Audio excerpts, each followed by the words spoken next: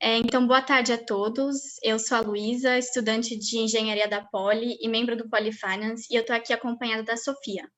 Primeiramente, a gente gostaria de agradecer as nossas ilustres convidadas, Luísa Helena Trajano e Patrícia Moraes, e também agradecer a todos que estão nos assistindo. Então, para quem não conhece, o Poli Finance é a Liga de Mercado Financeiro da Poli. Um dos nossos projetos é o Poli Finance Convida, que tem o propósito de aproximar o mercado financeiro dos universitários por meio de palestras com pessoas relevantes no mercado. Nós já trouxemos convidados como Roberto Setúbal, Ilan Goldfein, Luiz Stuhlberger e agora temos a honra de entrevistar Luísa Helena Trajano e Patrícia Moraes, que são duas personalidades tão influentes no país e ainda por cima ter a oportunidade de fazer uma live só com mulheres, que ainda é algo não tão comum no mercado. A ideia de mudar para um modelo de lives nesse momento surgiu com a proposta de informar melhor os estudantes a respeito da situação do coronavírus e trazer uma análise mais a fundo das pessoas que conhecem bem o mercado e estão vivendo o seu dia a dia. Bom, então vou pedir para a Sofia introduzir melhor as nossas convidadas para a gente dar início à live. Muito obrigada, Luísa. Boa tarde a todos. Boa tarde às nossas convidadas. Eu queria começar contando um pouquinho sobre a trajetória de cada uma, depois a gente vai passar a palavra para elas me complementarem. A Luísa Helena Trajano foi CEO do Magazine Luiza por mais de 20 anos e atualmente é presidente do Conselho de Administração da companhia, sendo responsável por transformar uma empresa familiar em uma das principais redes varejistas do Brasil. Além disso, ela também é presidente do Grupo Mulheres do Brasil, que vem ganhando cada vez mais destaque. A nossa segunda convidada, Patrícia Moraes, é sócia fundadora da Unbox Capital, um fundo de private equity criado em 2018 e que tem como investidores âncora os controladores do Magazine Luiza. A Patrícia possui mais de 20 anos de experiência em investment banking no JP Morgan no Brasil e no exterior, e MBA no Columbia Business School. Bom, então, mais uma vez, eu queria muito agradecer a presença desses dois grandes nomes que a gente está tendo a honra de ter com a gente aqui hoje, e avisar que a live vai ser um pouco mais informal, então vocês podem fazer perguntas no forms que a gente vai deixar aqui embaixo e a gente vai selecionando ao longo da live as que forem mais pedidas. Então, a gente gostaria de iniciar escutando um pouquinho sobre a trajetória de vocês em 10 minutinhos e aí, em seguida, a gente parte para as perguntas.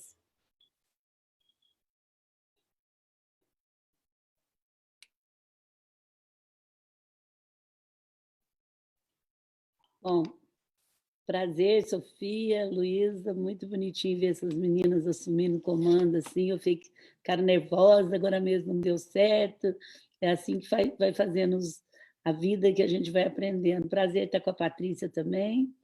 Bom, eu sou de Franca, interior de São Paulo, o Magazine Luiza nasceu lá, nosso CGC ainda é lá, eu estou desde menina na companhia, né? Nasci lá dentro já. Então, prazer estar aqui com vocês. Eu acho que a empresa foi vivendo várias fases. Acho que depois vocês vão me perguntar um pouquinho. E eu não sou do mercado financeiro. Então, eu perguntei para as meninas agora mesmo. O mercado financeiro é a Patrícia, mas eu tive que aprender financeiro para poder sobreviver. Mas eu sou muito área comercial, gente. Eu adoro vender, eu adoro produzir essas coisas. Então, assim, muito legal. Acho que vivi intensamente essa pandemia. A gente vai poder trocar um pouquinho esse momento tão difícil, né? Agora mesmo eu estava falando na Espanha e falando com um grupo nosso na Espanha. A Espanha está voltando, França está voltando. O mais triste é esse vírus, enquanto não sair essa vacina, a gente fica à mercê de não saber o que vai acontecer, mas a gente tem aprendido muito. Então, quando desenrolar, a gente vai fazendo perguntas e eu falo com vocês, tá bom? Obrigada, Luísa. Obrigada, Sofia, Luísa. É um prazer. Eu sou sempre uma grande apoiadora de todos os movimentos nas faculdades que envolvem mulheres. Claro, todos que envolvem o setor financeiro, mas principalmente para animar as mulheres para virem para o setor financeiro. Então, é um prazer estar aqui com vocês hoje.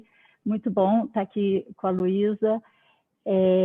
Eu sou do Rio, fiz economia na PUC do Rio e comecei a carreira em consultoria, fazia consultoria de sistemas, eu programava, acredite ou não, não sei como que da economia eu fui para programação, mas esse foi o meu caminho.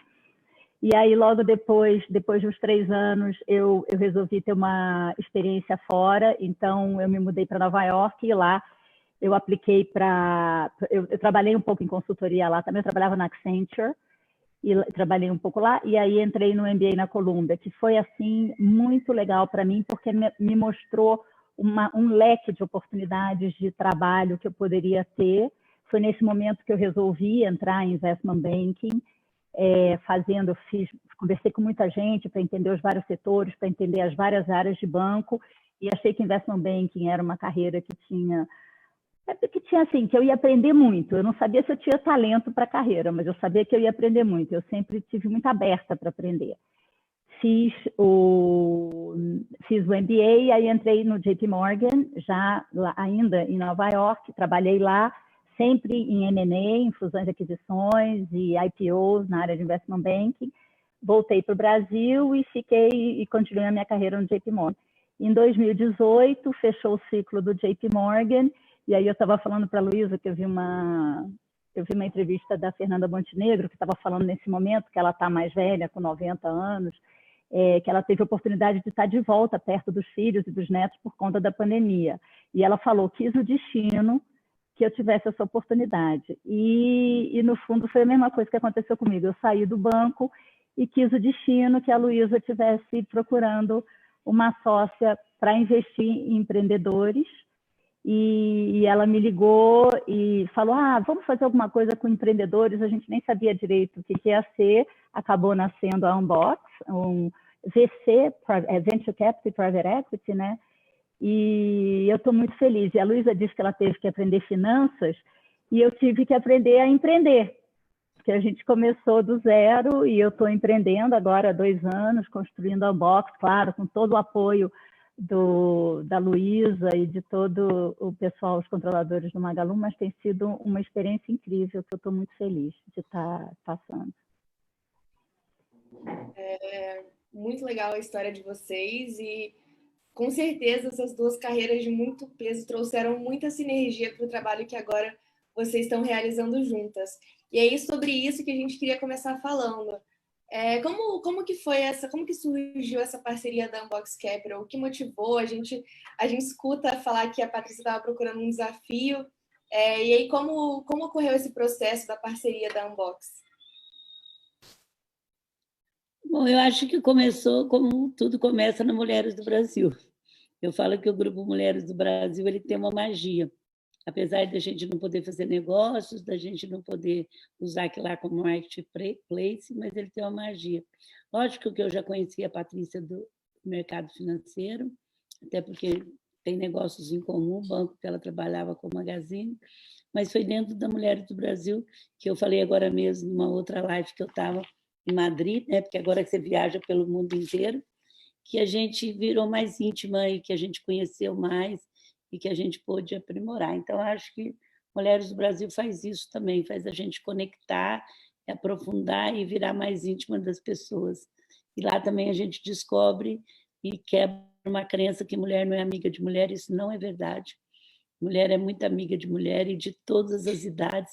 O que eu gravo filme de menina de 10 anos, Luísa, aniversário da minha sobrinha, da minha menina, grava, e desde senhoras, clientes do Magazine, senhoras de poder aquisitivo, de não poder, então é muito legal ver essa união. E aí a família fez uma abertura de mercado, pegou um dinheiro e a família não quis ficar, então esse dinheiro a gente queria se transformar em alguma coisa que a gente produzir para estar comprando participação em pequenas empresas, médias empresas. E a gente começou a fazer isso com uma pessoa que a gente gosta muito também, mas depois eu acho que não estava no momento dele. E aí, como a gente era muito conhecida por causa de Mulheres do Brasil, a gente falou, puxa, a Patrícia poderia ser um bom nome para estar montando isso, começando isso, que era do zero, né? E a gente confiava muito nela. Aí eu apresentei ela para os outros acionistas nossos e foi super legal, deu muita cola. E tá aí, a gente já tem 5 negócios e é muito legal que a gente vai se descobrindo também no outro nível, né? No nível mais profissional, por mais que saiba. E ela toca uma equipe muito legal, quero cumprimentar a equipe dela, ela é muito formadora de equipe. Eu acho que agora ela conta um pouquinho como que está. Mas é isso, eu acho que as relações vão levando a gente também, e quando as relações são mais sustentáveis, você tem menos risco de não dar certo, né? Você tem mais aposta de dar certo, porque você já conhece, você já sabe, tem um compromisso, né, uma com a outra, de ser leal, de ser tudo mais. E a Patrícia também, no instantinho, ela está com os outros acionistas nossos, que também não dá muito trabalho, eles são muito pouco ligados a ficar cobrando isso. E também com o Carlos, que é o nosso diretor da família, que é uma pessoa muito legal. Então, assim, é uma coisa que foi boa para ela, acho que ela está começando um negócio qual ela participa diretamente, ela montou do zero, desde alugar escritório, de montar o escritório. Ela é muito chique, viu, gente? O escritório é bem chique. Ela é bem diferente, nós estamos menos chique na família, mas é muito legal. Tanto na pandemia agora, quando o Frederico voltou para São Paulo, ele ficou 4 meses e meio lá na região, ele voltou para São Paulo, ele ia de vez em quando lá em box, que estava sem ninguém para poder fazer lá. Mas é isso, mais ou menos é isso, né, Patrícia? Agora ela continua contando mais coisas aí. Eu acho que tem um negócio que é muito legal, que até é muito legal para vocês que vão se formar, né?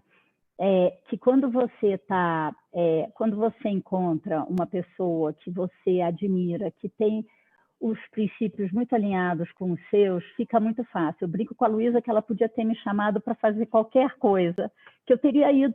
Eu teria apostado junto com ela em qualquer... Eu nunca pensei em investir em empreendedorismo, não era uma coisa que estava no meu radar, mas foi muito engraçado, porque no dia que ela me ligou e ela falou, Paty, eu estou aqui pensando se você não quer ver, se você não quer ajudar a gente a estruturar isso, ela foi de leve, ela não foi dizendo, vamos fazer o negócio junto. Ela foi de leve. E na hora que ela falou, eu me lembro que assim, a minha mão começou a suar, porque eu falei, vai dar certo isso, eu tenho certeza. E aí eu chamei o meu marido, eu falei, Pedro, a Luísa me ligou. Aí o meu marido virou, quando eu contei para ela, né, a Luísa quer que eu pense no negócio para investir em empreendedorismo. Aí ele virou, acabou a sua transição, é isso. Ninguém sabia nada, a gente não sabia o que ia fazer, mas só do encontro, né? E eu estou falando isso porque vocês que vão se formar e vão procurar emprego, eu acho que é muito importante, eu tinha isso também no JP Morgan, um lugar que eu acreditava nos valores, que respeitava os meus valores, da forma que eu queria fazer as coisas, né? É muito chato quando você tem que mudar quem você é para poder adaptar ao lugar. É claro que você evolui como pessoa, você amadurece, claro que você cresce profissionalmente, né? Mas quando você tem um lugar que está fazendo algumas coisas que talvez você não concorde, o que você... É muito chato, né? Você ter que ficar o tempo inteiro, fazendo vista grossa com você mesmo. E então está sendo muito legal essa experiência. Eu tinha isso, esse alinhamento no banco, e quando a Luísa me ligou, eu vi que a gente ia ter um alinhamento total. E aí a gente foi construindo, como ela diz, de dentro para fora, era um papel em branco. E a gente hoje tem 5 investimentos, a gente é super perto dos nossos empreendedores. Por isso eu digo, eu empreendi na Unbox e estou aprendendo a empreender junto com os empreendedores. A gente é parceiro, é investimento minoritário e a gente é super parceiro. Aprendi muito com a Luísa como lidar com o empreendedor, como ler o empreendedor, que ela é mestra em ler pessoas, me ensina muito. Então, é uma troca muito rica. Eu tô muito feliz e acho que as nossas investidas também estão indo super bem e os empreendedores estão muito satisfeitos. Eles contam com a gente para o que der e vier, o que é muito legal. Bom, é muito interessante saber dessa parceria de 2 grandes nomes no mercado. Então, aproveitando um pouco esse gancho de trajetória, nós temos certeza que as décadas de experiência do Magalu no varejo são muito úteis quando acontece uma crise como essa que a gente está passando. Então, Luísa, como você acha que desafios do passado ajudaram a proteger os negócios e ganhar atração num momento como esse? E como você enxerga o posicionamento digital do varejo atualmente? Bom, Luísa, eu falo que é muito interessante, as pessoas parecem que a vida é uma continuação do que você faz. Então, assim, o presente é muito fruto do passado que você fez e o futuro é muito fruto do que você está fazendo. As pessoas acham que, de repente, nasce uma empresa, que, de repente, aperta um botão e a empresa vira o que vira agora. Então, assim, é muito interessante a gente perceber que não é tão fragmentado assim, sabe? Passado, futuro, presente, futuro. É uma continuidade. Eu acho que o Magazine Luiza sempre procurou fazer aquilo que precisava ser feito, independente do valor que ele poderia valer. Então, pergunta muito onde que eu errei, né? É a pergunta que eu mais... Se você voltasse para trás, o que você faria? Eu falo, gente, eu sou inacabada, eu vivo errando, é melhor vocês perguntar onde a gente acertou, porque eu acho que isso serve mais de coisa. Eu não consigo nem ainda escrever um livro, porque o de ontem já passou, já estou aprendendo hoje, então é isso. Mas o Magazine Luiza fez algumas coisas muito certas na hora certa, né? Apesar de ser uma empresa de família, a gente sempre teve muito acordo de família, que não misturava a empresa, não misturava o dinheiro da empresa, porque eu não acredito que a pessoa uma coisa na família e outra na empresa. Eu estou falando as gavetinhas das empresas. A gente fez muito acordo para que a outras gerações que não trabalhasse agregados, não tem empresa que dá muito certo. Mas desde pequena a empresa deu muito valor à instituição. Então, assim, no interior a gente fala não matar galinha de ovos de ouro. Então, a gente teve, isso ajudou muito. Hoje mesmo eu participei de uma reunião com família. É muito difícil você ter coragem de, no momento certo, tomar algumas medidas quando tem mais filho envolvido. E a nossa não teve muita dificuldade, que permaneceu. Quando ninguém auditava balanço, a gente auditou balanço. Quando a gente o lucro financeiro representava 80% do seu lucro global, a gente chamou um banco para ser sócio só da financeira, todo mundo achava que eu estava ficando louca, onde se viu, e hoje tem uma carteira de mais de 12 bi, onde que eu ia arrumar capital de giro? O nosso capital de giro, ele não é um capital que eu tenho ele com a própria compra, porque você compra no máximo em 60, 90 dias, que é produto mais caro, né? Diferente de roupa, sapato, que você vende num prazo médio de 90 dias, 120 dias, e compra um prazo médio de 40 dias no máximo. Então, é uma defasagem de capital de giro muito grande.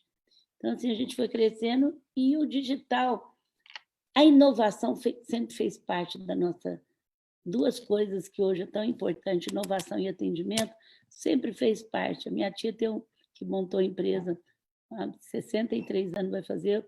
Ela agora está vivendo um momento mais difícil de demência, com Alzheimer, então não é tão assim, mas a gente pôs um vídeo dela quando inaugurou São Paulo, há 10 anos atrás.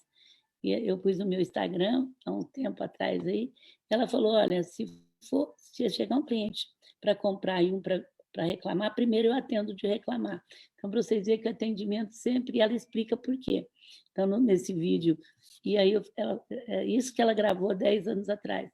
Então, já tem inovação, é a única coisa que a gente tinha certeza que você tem que estar preparada para a mudança. É isso que a Paty falou. Você está num lugar, mas amanhã não está de acordo, você tem que estar aberta para a mudança. Você não pode ficar naquele lugar só porque você tem medo de mudar, porque você está ganhando muito. E eu acho que nós temos que tomar cuidado para não ter resíduos de uma escravidão de 400 anos. Porque à medida que você fica num emprego, porque você está ganhando muito, sem gostar, se sacrificando, você está vivendo a época que as pessoas eram obrigadas a ficar, porque apanhava, não tinha para onde ir. Então, como eu detesto essa era de escravidão, eu acho que ela fez muito mal para todos os países, principalmente para o Brasil. Eu fico muito atenta a detalhes. Se eu vou dar uma casa para alguém que trabalha para mim morar, não é enquanto trabalha para mim, é para o resto da vida, porque senão parece que eu estou voltando, ó, trabalha para mim que eu te dou. Então, eu acho que esses jovens do mercado de trabalho também precisam tomar muito cuidado. Um exemplo muito simples, mas eles têm que fazer aquilo que eles estão de acordo com o seu propósito, com os seus valores, e não abrir mão disso por causa do dinheiro. Foi o que aconteceu conosco. A gente nunca abriu mão para ter uma empresa e nunca falamos vamos ser o maior, nós queremos ser a primeira, mas a gente, em 63 anos, nunca pagou um título atrasado, mesmo com toda a dificuldade de fluxo de caixa, uma empresa pequena, que nasceu pequena, né? Inovação. Então, o espírito de inovação, sempre em 91 a gente criou uma loja eletrônica, Luiza, que não tinha produto, o Magazine Luiza traz para a sociedade a loja do ano 2000, nem sabia, não tinha nem Facebook direito, não tinha produto, era tudo com TV e vídeo, todo mundo falava que não ia dar certo, é uma brincadeira da Luiza isso aí, lá do interior, e, no entanto, hoje é 2 vezes Kaizen Harvard. Então, assim, eu acho que são as coisas bem consistentes. E você precisa definir, né? Se você quer uma empresa para durar pouco tempo, se você quer... Primeiro, se você quer ser uma empresa pequena, média ou grande, não quer dizer que você precisa ser grande, gente. A empresa precisa ser pequena, pode ser média, pode ser grande, mas ela tem que fazer as lições de casa, muito pequena e média, agora não conseguiu tirar dinheiro, porque não pagava o simples, não registrava o funcionário. Então, não é por ser pequena que você não tem que fazer as coisas certas para aproveitar a oportunidade. Se você quer ser médio e você quer ser grande, os preços que pagam são diferentes. Então, como a gente queria crescer, a gente teve que auditar um balanço. Auditar um balanço, fica 3 anos de balanço muito ruim, aí você tem que buscar alternativa. Inovação faz parte do nosso DNA, impressionante. A gente não tem assim, como é que eu vou explicar para a equipe que nós vamos mudar? Sabe? É uma coisa tão natural isso. E a gente o digital, como foi natural assim, a gente transformar em digital, né? E digital nada mais é do que é uma cultura, é um modo de vida, de gestão. Não é uma plataforma, não é um aplicativo. Não adianta vocês pegar tudo que tem numa empresa e transformar ele para digital, para aplicativo, para tudo mais, que não vai funcionar. Eu tenho falado muito isso. Ele nasceu para simplificar, que não é simplismo, e a empresa começou a fazer isso, e o nosso grande acerto foi nos separar o site da empresa, e era moda, né? Não entrar, nossa senhora, era na NRF, puseram a loja física doente, depois puseram ela na UTI, depois enterraram a loja física, e depois de um tempo ressuscitaram a loja física. E a gente acreditou que a Omnichannel era uma coisa só, o cliente era um só, e a gente acreditou nisso. Mesmo o mercado financeiro, que vocês tanto sabem disso, nos crucificando muito, muito. A empresa entrou por 4 bilhões na Bolsa em 2011, em 2015 ela chegou a valer 400 milhões, quer dizer, uma ação menos de R$1. Só eu, minha tia e a Alaska que comprava. Tanto é que a Alaska, o fundo, ficou super bem. Ele ganhou não só ganhou muito dinheiro conosco, como todo mundo começou a acreditar nele, né? Porque ele era o único que acreditou. E aí, quando a Amazon, o Alibaba começou a comprar a loja física, começou a ver, o mercado começou a falar, puxa, aí nós já estávamos muito evoluídos, nosso pessoal todo de campo já estava com mobile, mas era um período difícil. Mas a família era dona de 74% e a família nunca questionou por que a empresa estava valendo R$400, R$400 mil, e agora não questiona também porque está valendo não sei quanto.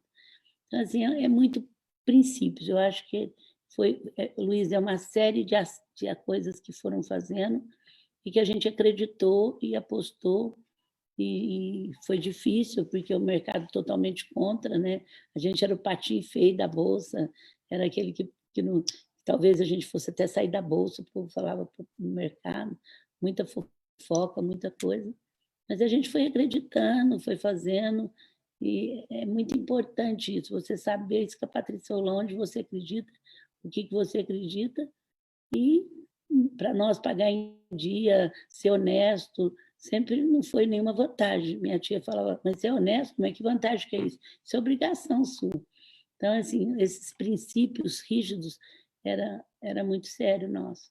É isso, eu acho que o digital veio, e quando todo mundo começou a descobrir o digital, a gente já estava com um laboratório grande, um em Franca, já estava com os nossos vendedores no mobile, 2.000 motoristas terceirizados já chegando na sua casa.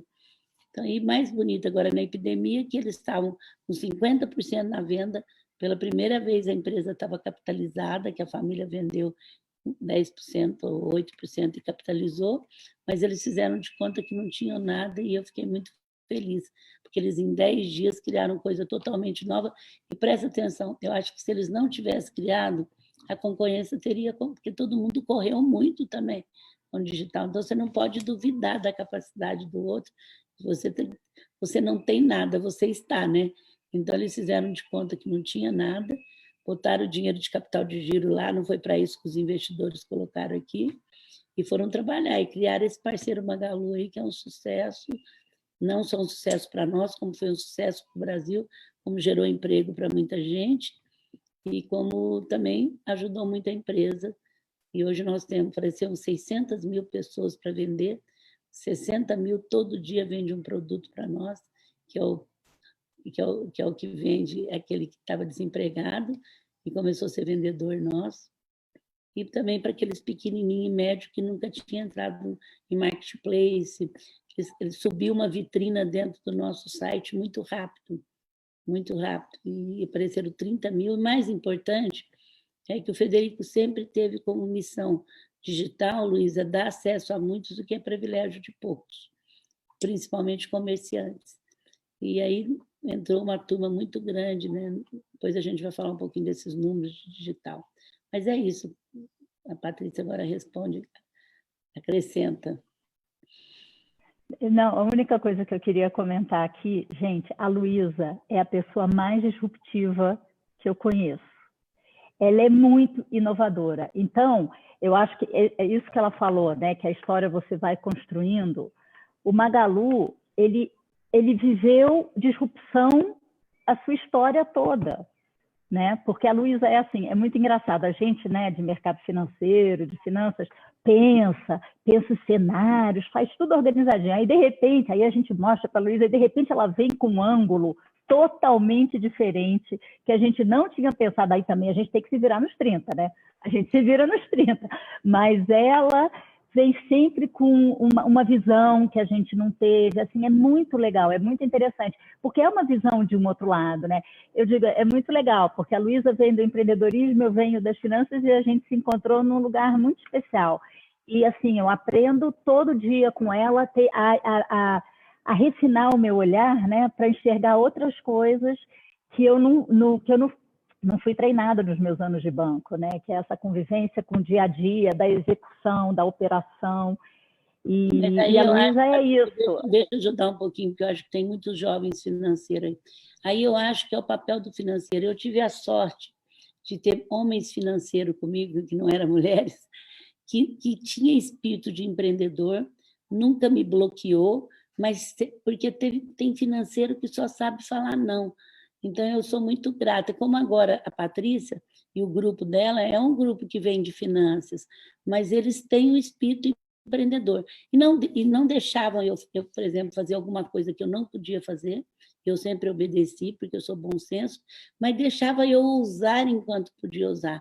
Eu acho que o papel do financeiro, ele tem que ter muito esse papel, gente, não é aquele papel que breca tudo e que fala só não e que só vê número na frente dele. Ele tem que ver os preços que a empresa vai pagar, porque se ela não inovar, ela vai ficar a vida inteira parada. Então, assim, a gente se encontrou, e a vida é uma soma de QIs. Eu passo essa facilidade que eu tenho e eles trazem a outra facilidade. Eu detesto ficar estruturando, ficar vendo, quanto vai projetar de venda, porque eu dou uma olhada, eu já sei quanto vai vender daqui a um ano, mas precisa ter essas projeções todas. Então, eu acho que ninguém é melhor do que ninguém, a gente soma.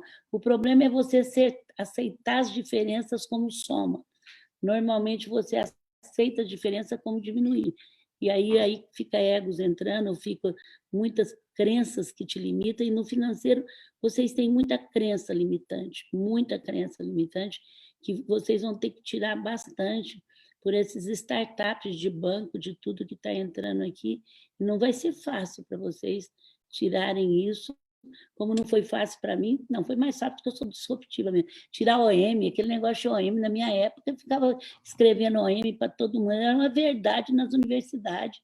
Para mim, tirar OM da companhia, eu sofri, porque eles iam para o campo para falar que eu estava errada, e eu mostrava dele, ninguém tinha lido nada daquilo lá.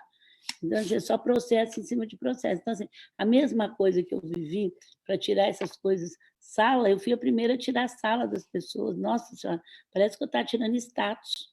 Então, assim, disruptar, o banco vai ter que viver, o financeiro vai ter que viver, e a Patrícia pode complementar, por isso que eu entrei. Então, é uma parceria muito legal, porque eu faz pensar fora da caixa, mostra o outro lado, eles vão lá, estrutura, aceita, abre para isso. Mas a maioria dos financeiros, né, Patrícia, não é aberto. Eu acho que isso que a Patrícia pode... Então, é muito bom estar com elas, estar com um financeiro que foi nosso até muitos anos, porque ele não me falava, Luiz Helena, para de pensar isso que não vai dar certo.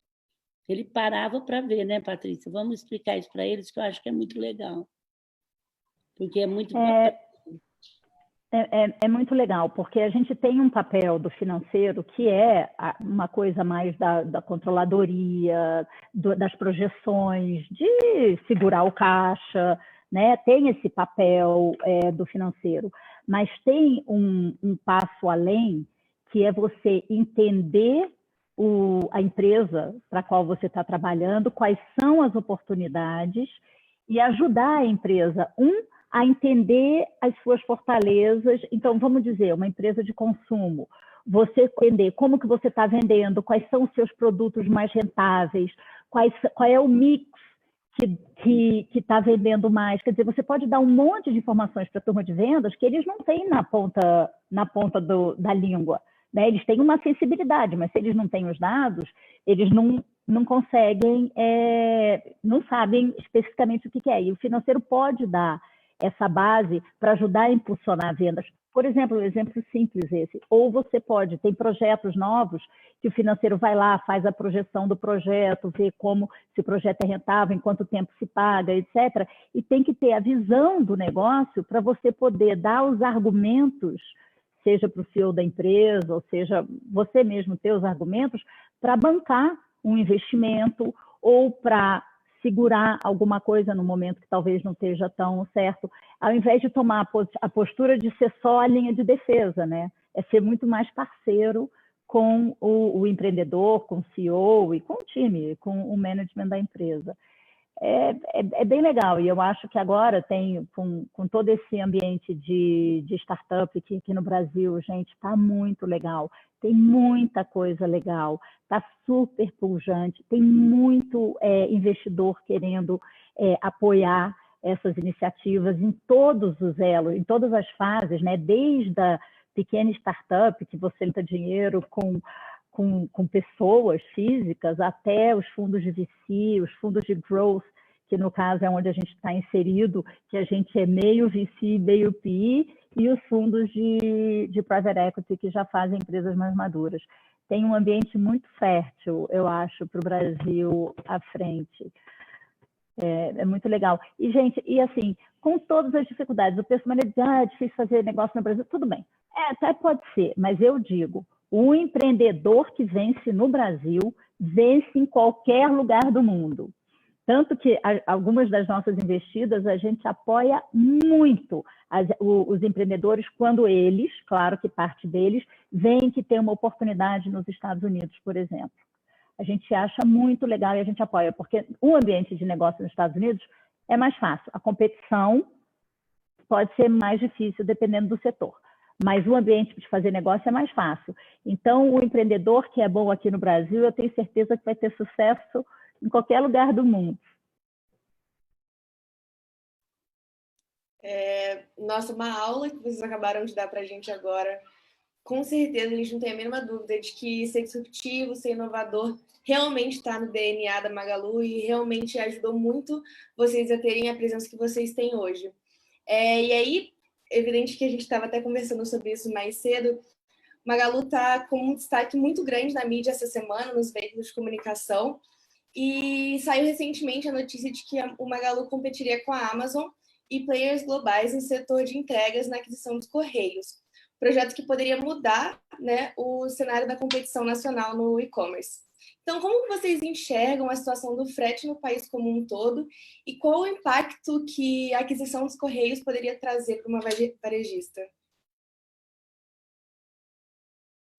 Bom, Sofia, assim, lógico que essa notícia é uma notícia que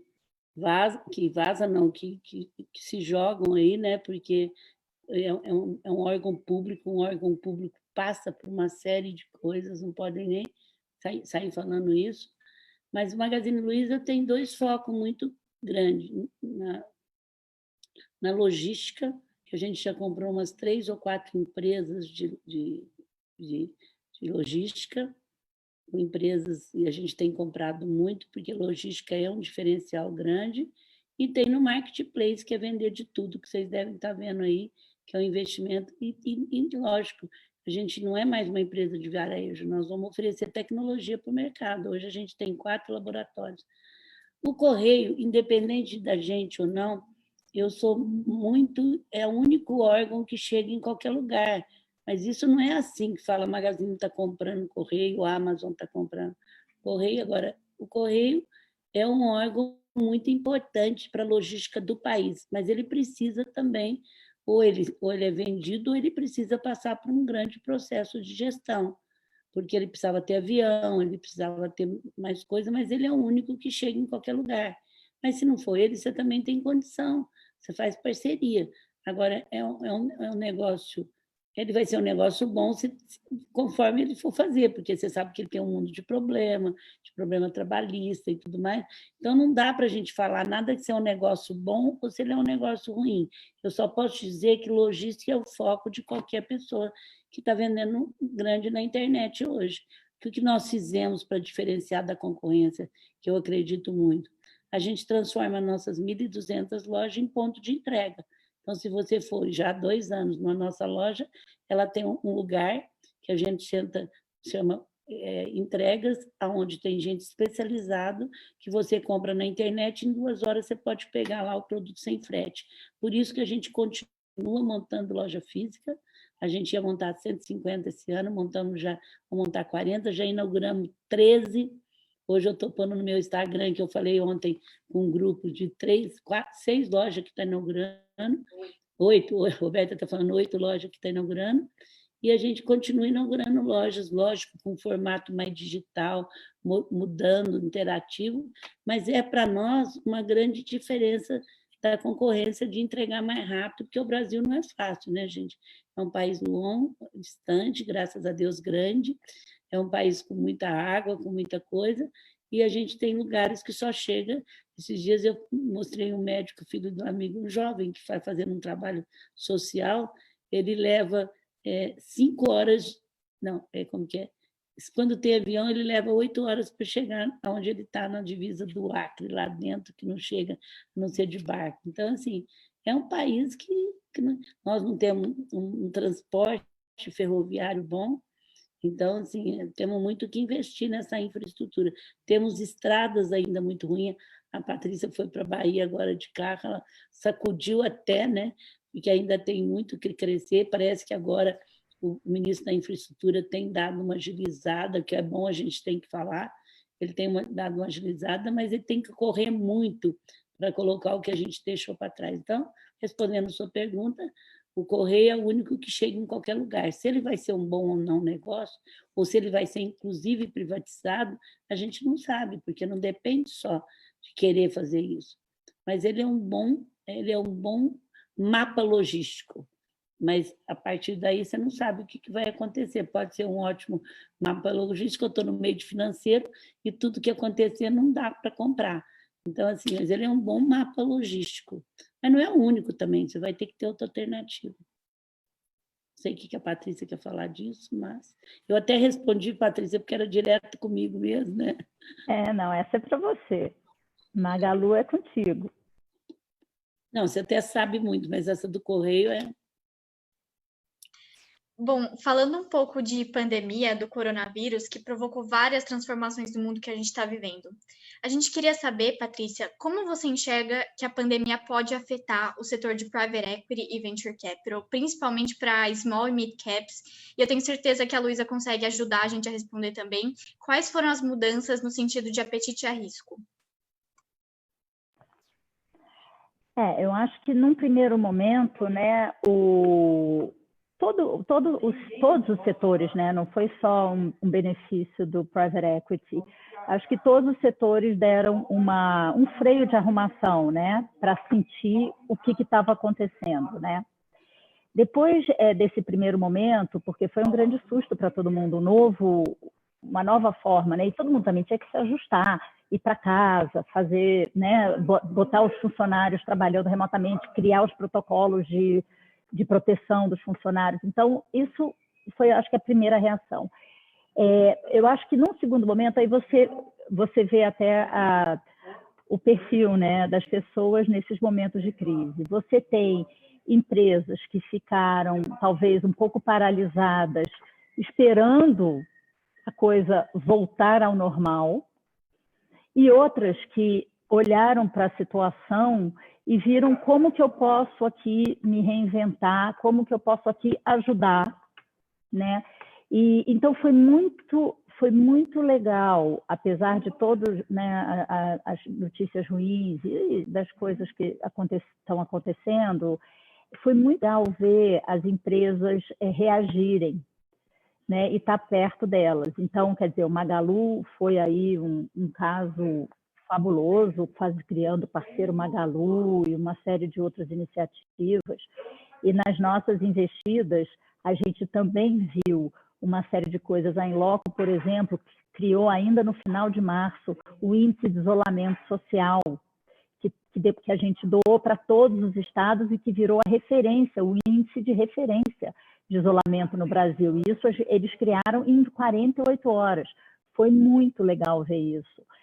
Outras empresas acelerando a sua plataforma digital. Então, assim, eu acho que, no geral, aproximou também. Eu acho que, num primeiro momento, essa coisa da gente estar no Zoom possibilitou uma série de conexões que antes ficavam mais difíceis, porque a gente esperava fazer no físico. Então, eu senti que várias das empresas passaram a ter, quem não se comunicasse dentro da empresa estava fora do jogo, né? Então, as áreas começaram a trocar mais. Foi interessante ver essa dinâmica, porque era mais fácil, todo mundo está na mesma reunião, na mesma hora, e tinha que estar, porque senão ninguém ouvia no corredor o que estava acontecendo. Então, foi super interessante. Eu acho que agora a gente também já passou dessa fase de ganho de produtividade, etc., e agora a gente já está indo para uma fase de volta, em alguns casos, ao escritório. Quem pôde, né, as áreas administrativas, a área de produção não, né, ou a área de entrega estava no campo o tempo todo. De volta para o escritório, com todas as precauções, aos poucos, quem está confortável.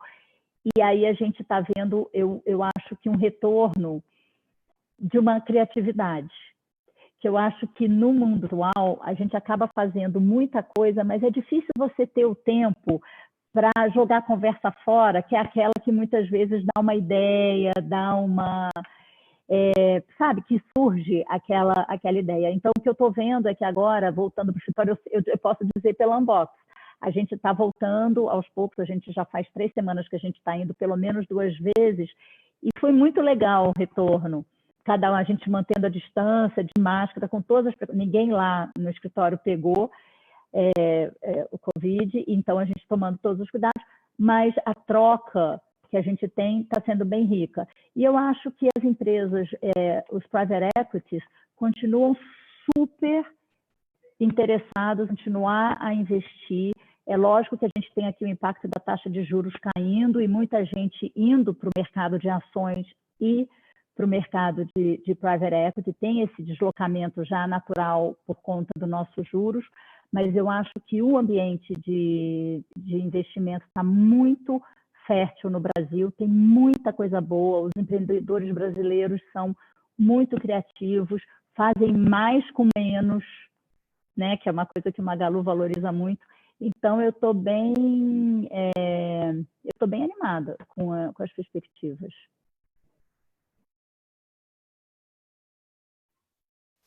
Bom, Luísa, você vai querer complementar? Não, acho que a Patrícia falou super bem. A não ser que você queira saber alguma coisa, mas... Bom, é que, na verdade, a gente está chegando no final do nosso tempo, infelizmente, mas a gente gostaria de agradecer muito novamente pela presença de vocês, por disponibilizar o tempo de vocês e pela honra de poder estar perto de 2 mulheres tão importantes, tão relevantes dentro do mercado, e a gente tem certeza de que foi muito rico para todo mundo que assistiu também a live. Muito obrigada. Legal. Eu também agradeço, uma delícia estar com a Patrícia, a gente está sempre junto, mas é a primeira vez que a gente faz uma live com 2 meninas do mercado financeiro.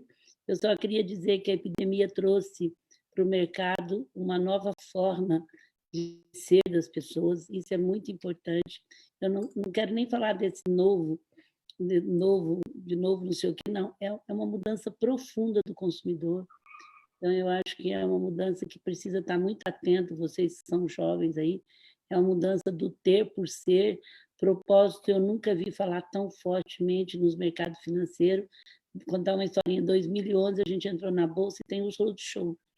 E eu falava de melhores empresas, de propósito, olhava para o nosso CFO e falei, sei que não está dando um cruzeiro de dinheiro, mas eu vou continuar falando porque eu acredito nisso. Isso aí não vai aumentar, esse dia ele ainda estava brincando comigo, isso aí não vai aumentar nada no nosso custo, mas não tem importância. Então, toda vez que eu estava no roadshow, eu falava, porque nós temos um propósito, nós somos a melhor empresa, a gente tem muito certo isso e tal, tal. E agora, minha gente, eu estou fazendo muitas lives com financeiros, com investidores, o mercado está muito aberto nisso. Esse dia, a primeira pergunta que um grande me fez foi, Luísa, e aí, o que você fala de propósito, né, que agora precisa tanto? Eu levei um susto, porque eu até falava longe do mercado financeiro, o triplo EBITDA, cuidado com as empresas, a gente é muito movido a propósito, né? E eu quero, Sofia, ler uma carta que eu escrevi para o Frederico, eu estou lendo toda hora que tem jovem, acho que alguém já deve estar cansado de ver isso, mas depois que a Patrícia se despediu, eu quero ler um minutinho essa carta, porque todo mundo acha que eu bati o Frederico assim no computador e ele saiu ele. Eu nunca falei para ele trabalhar no Magazine Luiza, nunca falei para ele ganhar dinheiro, a não ser tocar na banda, fazer as coisas, e nunca falei para ele ser presidente de lugar nenhum. Então, eu quero mostrar para vocês que quando ele teve o primeiro emprego, o que eu escrevi para ele é o que eu desejo a vocês. Então, deixa a Patrícia se despedir aí, é rapidinho. Sofia e Luiz, eu queria, se der tempo, ler essa carta um minutinho. Com eu certeza. vou... não, vale a pena ouvir a carta, eu só vou falar rapidamente o seguinte, vocês, queria agradecer, foi um prazer, primeira vez mesmo com a Luísa, adorei, obrigada pelo convite. Eu queria dizer para vocês que às vezes quando a gente se forma e a gente vai para o mercado financeiro, o mercado às vezes é um pouco preconceituoso, né? E uma coisa que eu aprendi muito com a Luísa, né, é ir muito aberta para as coisas e sem preconceito, sem ter aquela opinião formada de tudo, como já dizia o Rael Seixas. Não sei se vocês conhecem o Rael Seixas, mas... E aí eu tenho pensado muito, e a Luísa tocou várias vezes na fala dela, que tornar-se é muito mais interessante do que ser. E eu vejo na minha trajetória, hoje, né, colhendo os frutos aí de 20 anos no mercado financeiro, que essa minha cabeça de tornar-se, a cabeça de estar aberta para o diferente, e me enriqueceu muito a minha experiência, a minha relação com as pessoas e o que eu posso devolver. Então, eu só queria dizer que às vezes a gente é meio fechado, fica muito rígido no mercado financeiro, né, em finanças, mas para não deixar essa sementinha morrer, né, Luísa? Porque ela Eu acho especial. muito legal começar a vida financeira vida profissional pelo financeiro. Tanto a Patrícia não está sabendo, mas o nosso diretor da família que convive muito com ela, o Carlos, ele tem 4 filhos. E um dia a filha dele foi de carona comigo no avião de Franca e ela é muito fora da caixa, muito. Aí ela falou, porque eu não gosto do mercado financeiro. Eu falei, se fosse você, começava por lá. Porque eu já sei que ela é fora da caixa. Agora, esses dias, ele voltou comigo e falou, você acredita que a Sofia mais velha, esqueci o nome dela, ela entrou num banco, falou, vou seguir a Luísa. Então, eu acho muito importante vocês começarem. O Frederico começou, mas não perca o espírito de vender, viu, gente? Porque quem não vende não vira nada. Então, assim, eu sempre oriento a começar com o espírito financeiro, aprender, mas não ficar maníaco com aquelas coisas lá, não, mas aprender. Fluxo de caixa quebra uma empresa. Eu aprendi fluxo de caixa muito cedo. Então, eu sempre, olha para vocês verem, eu sempre, apesar de eu não ser meu forte, eu sempre oriento. Tanto é que a jovem falou, não, vou começar, e passou num estágio para financeiro, e ainda falou para o pai dela, não, Luísa, e ela é fora da caixa, achei que ela não ia nunca. Bom, vamos lá. O Frederico entrou muito cedo na GV e quando ele teve o primeiro emprego no 3º ano, né, sai para ser estagiário, eu escrevi uma carta para ele, eu desejo para vocês o que eu desejei para ele naquele dia, deu muito certo, viu, gente? Então, assim, ele é um profissional humano, ao mesmo tempo técnico, ao mesmo tempo financeiro, mas quando ele acabou a carreira dele financeira fora do Magazine, ele foi só para a área de comercial, de venda, mas essa base foi muito importante para ele. Por isso eu digo para vocês que é muito legal o que vocês estão fazendo, mas faça com uma cabeça aberta, uma cabeça de empreendedor. 18 de março de 96. Meu filho querido, é muito bom para nós pais quando sentimos e presenciamos uma evolução e o ciclo dos filhos, principalmente quando esses ciclos são construídos com determinação e esforço e, acima de tudo, com muito amor. Hoje você está iniciando mais uma etapa de sua vida e gostaria de deixar registrado a minha satisfação. E como mãe, não poderia faltar algumas orientações. Acredite sempre em você mesmo. E as mulheres têm que acreditar muito nelas e não ficar, ai, tá me deixando por lado, ai, nossa, que preconceito. Quando me falava isso aí que eu ia firme, na sua fé e no absoluto. Procure não mitificar coisas nem pessoas. Tenha sempre uma atitude de troca, dar e receber. Tenha tempo para tudo, por isso se organize e crie ritmo e rotina. Tenha paixão pelo que faz, pois só assim fará melhor e mais fácil. Seja sempre você mesmo. Nunca omita a verdade. A transparência é importantíssima nesse momento. E saiba sempre pedir, como líder, eu peço muito, sabedoria, autoridade e justiça.